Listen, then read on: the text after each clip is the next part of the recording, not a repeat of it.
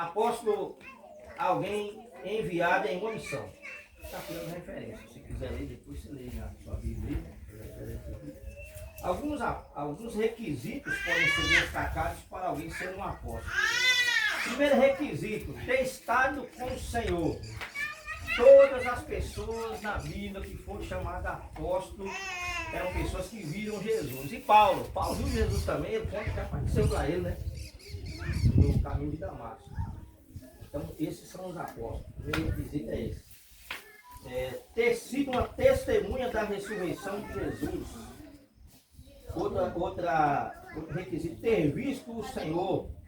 Outra coisa, ter operado sinais e maravilhas. Assim no Novo Testamento, o apostolado pode ser visto mais como uma função do que um ofício. Apóstolos, irmãos, são aqueles mesmos dos tempos bíblicos. Ah, mas tem a igreja ali que chama aquela pessoa de apóstolo. Pode chamar alguém para a igreja, que nós temos aí, né? Apóstolo Altomir, apóstolo, vários apóstolos. Pode. Só que esse tipo de apóstolo que alguém chama na igreja ali, é uma questão denominacional. Ali naquela igreja eles acharam por bem colocar aquele nome ali, apóstolo. Mas só que esse apóstolo das igrejas. Existe até querubim. Nas igrejas que tem hoje aqui, né, não são a mesma coisa desses apóstolos que estão aqui no tempo de Cristo, né? Completamente diferente. É uma questão denominacional. Eu duvido aí que tem camarada aí que pode querer ser chamado de querubim também. Tem uma noção de querubim aí já. Então assim, o apóstolo de Cristo no passado é outro, né? Esse que está escrito aqui na Bíblia é outro. Esse apóstolo tem aí a igreja lá decide chamar assim. Vai também dizer que está errado, né? Mas não é a mesma coisa. Errado é dizer que é a mesma coisa, né? Mas não é a mesma coisa. Porque mais profetas, o profeta era alguém inspirado e autorizado para falar em nome de Deus. Nesse aspecto ele era o porta-voz de Deus. No Novo Testamento o profeta exortava e consolava e trazendo revelações do futuro. Contudo, a Escritura distingue o ministério de profeta do dom da profecia. Assim, somente alguns eram chamados para profetas, enquanto todos poderiam exercer o dom da profecia. Então aqui está deixando claro também que um profeta é quem tem um ministério profético. Igual eu falei para os irmãos aqui, na minha concepção, aqueles que tiveram a inspiração de Deus até para escrever aqui a Bíblia, eram os últimos profetas. O que existe no tempo que vivemos hoje é dom da profecia. Dom da profecia. E tem um outro detalhe, quando você está falando a palavra de Deus, mesmo que não for no dom da profecia, mas igual eu estou falando aqui agora, eu estou sendo um profeta de Deus aqui. Nesse momentaneamente aqui, eu estou sendo um profeta de Deus aqui, pegando uma palavra de Deus para você. Então, dentro da definição bíblica, para ser um apóstolo, ele precisa ser um homem muito... Porque ele tem que ter uma comunhão muito... né? Eu tenho que ter uma comunhão com Deus, eu tenho que ter, tipo assim, essa ligação mais próxima. Então, é impossível hoje...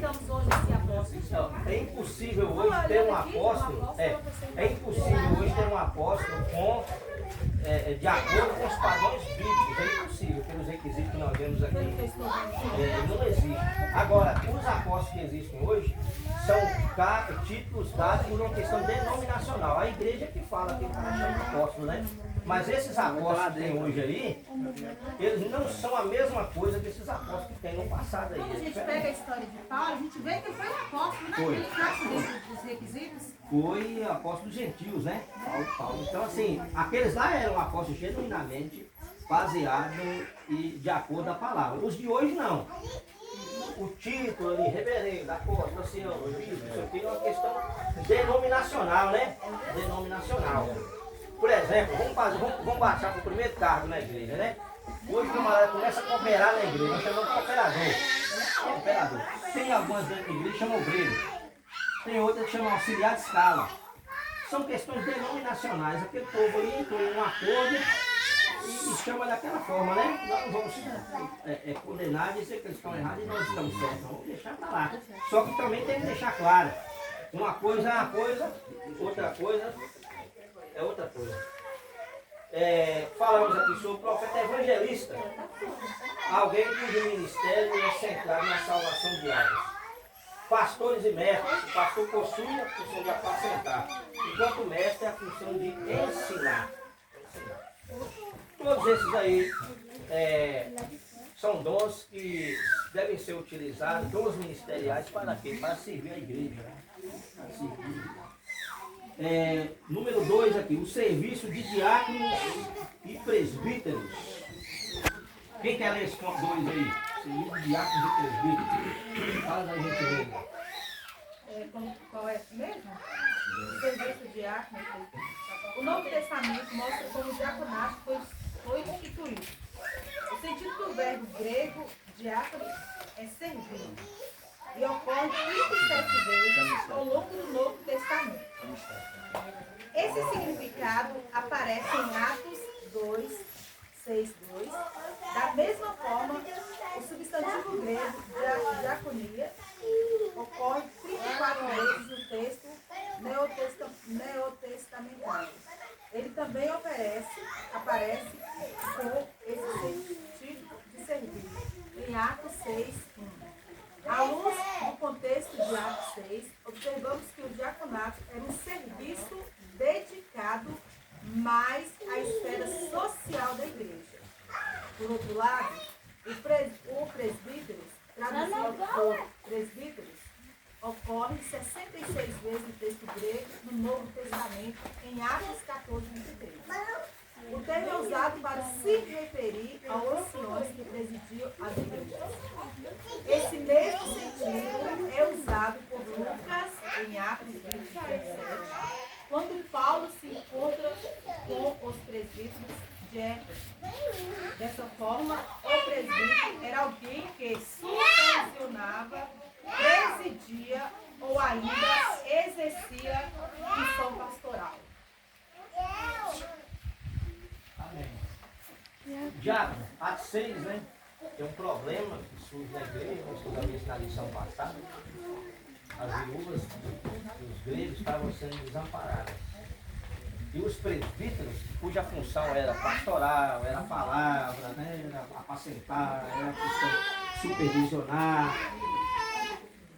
Eles não estavam dando conta de atender as duas coisas, não. Ninguém faz nada sozinho, né? Então eles escolheram 7 homens ali, cheios de sabedoria, de boa reputação, cheios de Espírito Santo.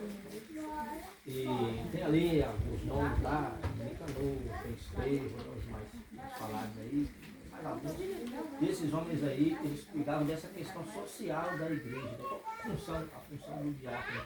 No culto, no templo da igreja ali, ele cuida da portaria, ele cuida ali, se tem um copo para tomar água ali na igreja. Ô pastor, ele então cuida... na verdade, o porteiro é um diácono, né? O porteiro, os bons diáconos, eles começam na portaria, né? O operador fica na portaria ali e tudo e tal.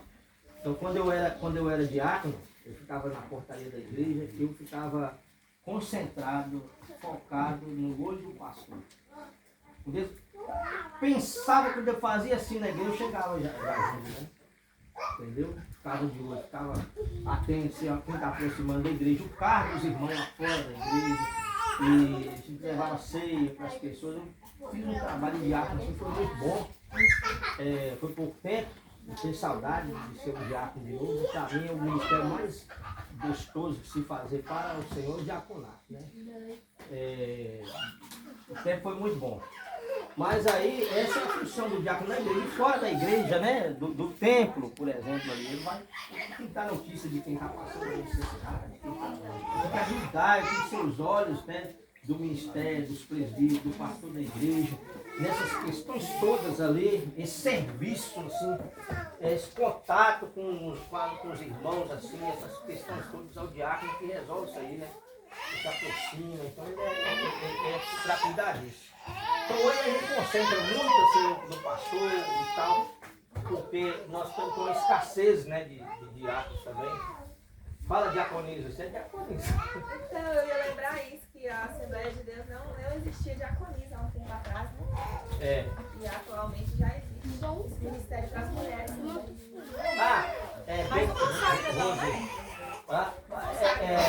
Veja bem, na na minha visão, o ministério do tempo presente, as mulheres fazem o serviço de diaconisa melhor que os homens fazem de diácono. As mulheres são mais cuidadosas, mais atentas, mais dedicadas, mais dedicadas. As mulheres elas exercem um papel de diaconia perfeito. E houve assim um equívoco da parte de alguns pastores que consagraram diaconisas, talvez com a intenção de presentear, de honrar a pessoa com esse título, né? E aí houve um barramento agora, pelo menos aqui no setor de Jair, o pastor não quis levar nenhuma mulher diaconisa. Ele precisa de ver algumas coisas também, mas tem muita diaconisa no campo de Jaraúba, né? Muita diaconisa.